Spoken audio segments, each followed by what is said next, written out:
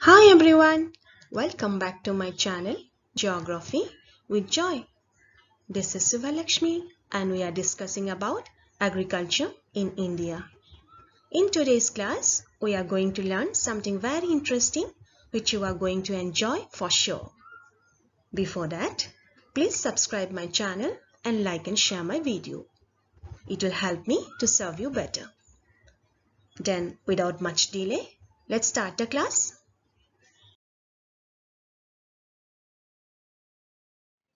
Agriculture Tree. It's about cash crops of India, and today we'll concentrate only on sugarcane. It is one of the most important cash crops of India. And the scope of the chapter is climatic conditions required for sugarcane cultivation, soil requirements, methods of cultivation, processing and distribution, uses and problems of sugarcane cultivation, and role of the government to address those problems.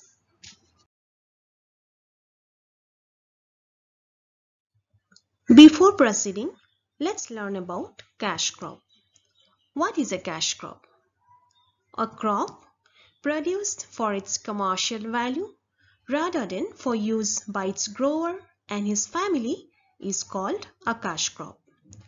They provide raw materials to agro-waste industries.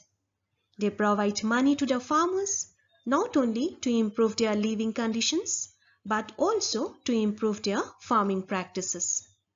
The main cash crops are categorized as sugarcane, oilseeds, both edible and non-edible, beverages, it includes tea and coffee, fibers, includes cotton and jute, and other cash crops like tobacco and rubber. Now let's talk about sugarcane. Sugarcane is a member of the grass family and is a tall tropical variety with a hard, thick stem which grows to a height of 3.5 meter or more. Sugar is stored in the stem. India has the world's largest area under sugarcane. This crop is the main source of sugar, gur and khansari and holds a preeminent position as a cash crop in the country. It accounts for the largest value of production amongst all the commercial crops. India stands second in the production of sugarcane, second only to Brazil, and accounts for nearly 1/5 of the world's cane production. It is also used as fodder. Let's discuss about the climatic conditions required for sugarcane cultivation. First, the temperature. Sugarcane needs an average temperature ranging from 20 degrees to 26 degrees Celsius. Excessive temperature or very low temperature and dry winds are harmful for the plant. Short, cool, dry winter season during ripening and harvesting is ideal. Frost is injurious to the plant, hence harvesting should be done before the winter season, especially in the north. Next is rainfall. Sugarcane grows well in tropical regions with 100 to 150 centimeter of rainfall, well distributed throughout the year. However, irrigation is necessary in areas of lower rainfall. The sucrose content decreases if heavy rains continue for a long time, and a rainfall deficiency produces a fibrous crop. A slightly dry, sunny weather is necessary during the ripening stage of the cane. Soil. Sugarcane is grown in well-drained, rich alluvial, heavy loams or lava soil. It is largely grown on the loams and clay loams of the Great Plains and on black soils, brown or reddish loams and laterites in the Peninsular Plateau. Sugarcane exhausts the fertility of the soil, hence the soil is supplemented with manures and nitrogenous fertilizers. Flat, level plains or plateau regions are ideal for sugarcane cultivation as these facilitate irrigation and transportation of the cane to the factory. Let's have a look at the methods of cultivation now. First, the sowing. Most of the crop is planted just before the hot season. The sugarcane is planted by the following methods. They are SETT method, ratooning, and by seeds method. Let's discuss each of the following methods in detail in the coming slides. SETT method. Sugarcane is a long bamboo-like stem with several joints. New canes are usually planted by taking cuttings from the old plants. These cuttings are known as SETTs. After a few days, buds sprout out to form new stalks. 4 to 5 stalks grow from each cutting. The sugarcane takes anything from 8 months to a year to mature. This is called SETT, the cutting of the old plant. These SETTs are prepared from healthy and well-matured canes. Ratooning method. In this method, during the first harvest, the sugarcane is cut, leaving a little bit of the stalk in the soil with roots. The stalk soon puts out new shoots or ratoons. The second or any other successive crop obtained from the roots of the leftover crop is called ratoon. Sugarcane is a perennial crop, and the same plants could continue to produce canes for many years. But this is not done because the yield from each successive ratoon crop is lesser than the previous one. After 2 or 3 ratoons, the old roots are no longer economical and new SETTs must be planted. Let's have a look at the advantages of this method. It saves labor as the crop need not be planted again.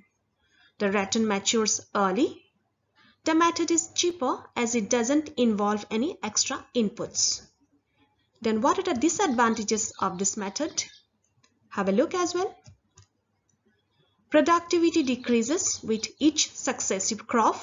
Hence, any 1 or 2 ratoon crops are normally harvested. The crop may be affected by various pests and diseases. This is a ratoon, the root of a leftover plant. A portion of stalk is left underground to give rise to a succeeding growth of cane. The ratooning process is usually repeated 3 times so that 3 economical crops are taken from one original planting. The yield of ratoon crops decreases after each cycle, and at the end of the last economical cycle, all stumps are plowed out and the field is replanted. And these are the crops grown from ratoons.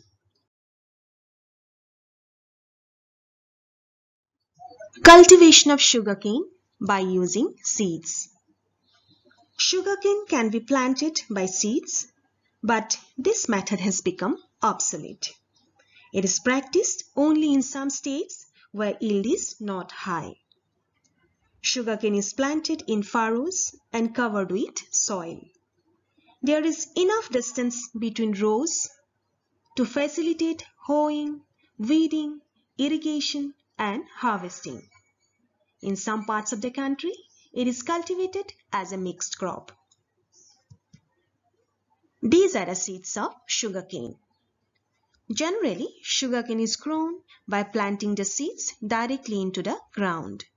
But sometimes, when there is a shortage of water or the field is occupied with some other crop, seeds can be planted in polythene bags to raise nursery. Irrigate these bags twice a week. But this method is almost obsolete in these days. This is a sugarcane field. Nearly 2.8 lakh farmers have been cultivating sugarcane in the vast area of around 4.4 lakh acres, and over 11 crore people are directly or indirectly dependent on the sugar industry in the country. Sugarcane is one of the most important commercial crops of India. Harvesting and processing. First, the harvesting. Sugarcane is harvested before the cane begins to flower. In northern India, it is harvested before the winters to protect it from the frost. The crop is cut by hand using a long carved knife. The stalks must be cut as near as possible to the ground because the greatest accumulation of sucrose is in the base of the stem. Next, the processing. Sugarcane should be processed within 48 hours of cutting to preserve the sugar content. That is why most of the sugar factories are located near the sugarcane fields so as to save time on transportation. About 2/3 of the sugarcane produced in the country is used by the gur and khansari industries, and only about 1/3 of it is used to make sugar. This is the harvesting of sugarcane by hand.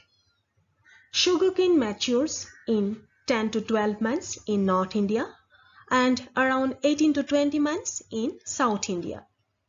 Different indicators of harvesting are: leaves become yellow, plants stop growing and arrows come out, cane produces metallic sounds, buds swell out, and eyes start sprouting. This is again the harvesting of sugarcane with the help of machine. Harvesting of sugarcane at a proper time by adopting right technique is necessary to realize maximum benefit out of it. Harvesting either underaged or overaged cane with improper method of harvesting leads to loss in cane yield, sugar recovery, and poor juice quality. This is the transportation of sugarcane to the factories.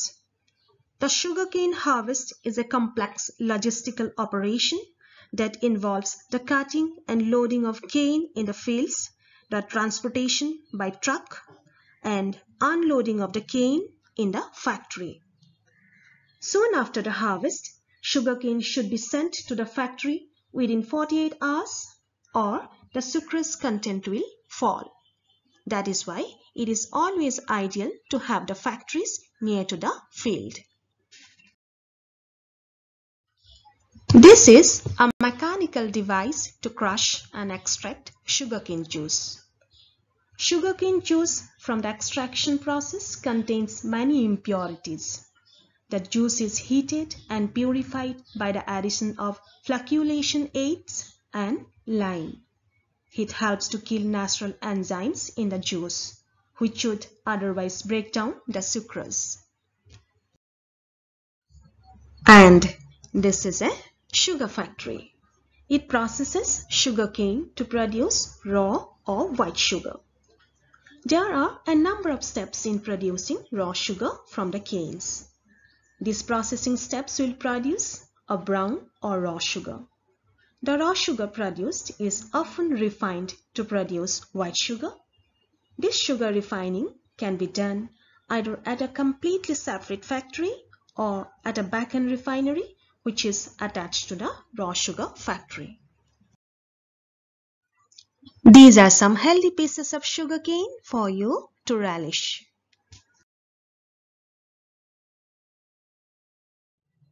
Now, let's learn about the characteristics of sugarcane. What are the different methods that are followed to make sugar from the sugarcane? Juice is extracted by crushing the canes. The cane is crushed between rollers. Bullocks or electronic equipment is used for extracting the juice. As soon as the juice is extracted, it is boiled without delay. Lime is added to remove the impurities. Sugarcane juice crystallizes and forms raw brown sugar. These are reprocessed to make brown or white sugar of various grades.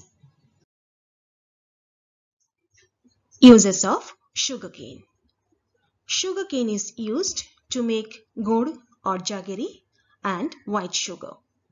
A part of it is used to make khansari. Sugarcane juice is used as a drink as it is very nutritious. Many byproducts like bagasse, molasses and press mud are produced from sugarcane. Bagasse is used as fuel and for the production of fiberboard, paper, plastic and for fuel. Molasses is used to make alcohol, whereas press mud is used to produce wax. The green leaves of the cane are a good source of fodder for cattle. Its remains are good manure for alkaline and saline soils. From this, we can understand that each and every part of the sugarcane crop is useful for one or the other purpose. Hence, it is very beneficial and fruitful crop for growing and getting benefited. Hence, it is used as a cash crop. Now, have a look at these pictures. These are white sugar, the refined and pure sugar which we find in our kitchen. These are brown sugar. Brown sugar is a sucrose sugar product with a distinctive brown color due to the presence of molasses. It is either an unrefined or partially refined soft sugar consisting of sugar crystals with some residual molasses content, or it is produced by the addition of molasses to refined white sugar. These are khansari. Khansari is a type of partially refined or unrefined sugar with a strong molasses content and flavor. It is used in traditional Ayurveda medicine to aid blood purification, digestion, bone health and the lungs. And these are our mysteries. And these are some sweet dishes for you all made of sugar. This is a bowl of fruit salad, very attractive. This is a cake with an animal face. These are some traditional sweet candies, and these are everybody's favorite ice creams. These are jaggery, an unrefined product of sugarcane. Jaggery has many health benefits. For example, it is a healthy source of carbohydrates which the body needs to produce energy. It is a boon to the digestive system. Jaggery is a storehouse of minerals like iron, magnesium, calcium and phosphorus. It purifies the blood and cleanses the respiratory tract, the lungs and also the digestive tract. It is rich in antioxidants. It is also an anti-allergen. Jaggery has the medicinal property of fighting allergic asthma, lung infections, sore throats, etc. It is used in Ayurveda as a remedy for respiratory illness. This is a jar of fresh sugarcane juice. Regular consumption of sugarcane juice gives you a promise of a healthy life. It has many health benefits like it gives you a shot of instant energy. It enhances liver function. It can help the body fight against cancer. It eases the digestive system. It maintains kidney health. It aids in development of bones and teeth. It keeps bad breath and tooth decay at bay. It also helps in curing acne problem. This is called bagasse. Bagasse is the dry pulpy fibrous residue that remains after sugarcane stalks are crushed to extract their juice. It is used as a biofuel for the production of heat, energy and electricity. It is also used in the manufacture of pulp and building materials and many more. This is a bowl of molasses. Molasses is a thick syrup that people use as a sweetener. It is a byproduct of the sugar making process and it comes from crushed sugarcane or sugar beets. It is also used to make alcohol.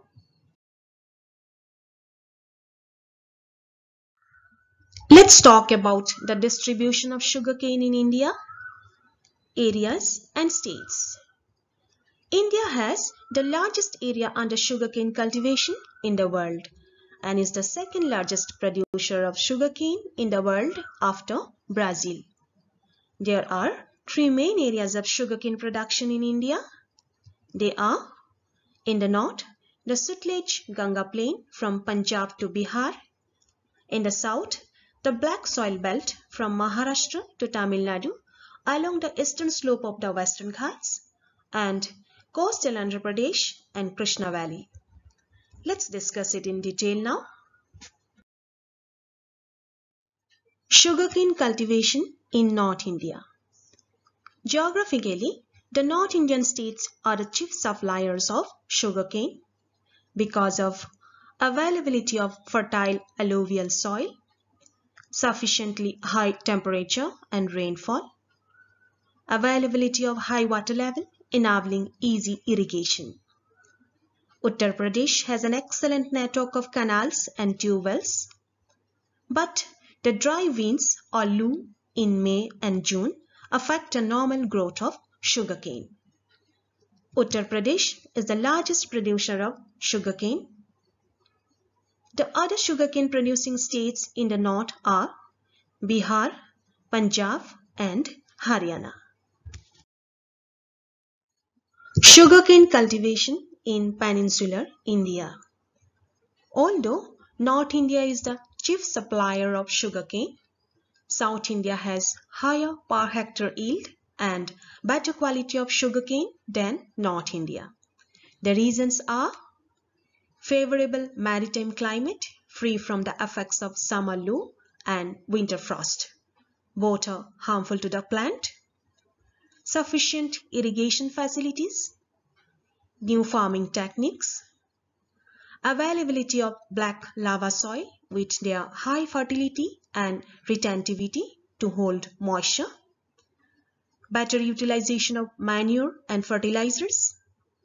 Sugar factories are located close to the field, unlike in the north.